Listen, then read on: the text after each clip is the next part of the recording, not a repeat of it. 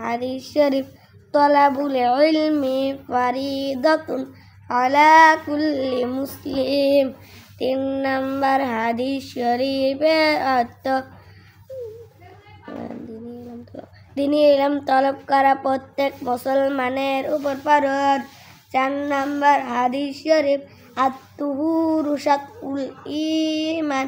4 নম্বর হাদিস শরীফের অর্থ পবিত্রতা ঈমানের অঙ্গ।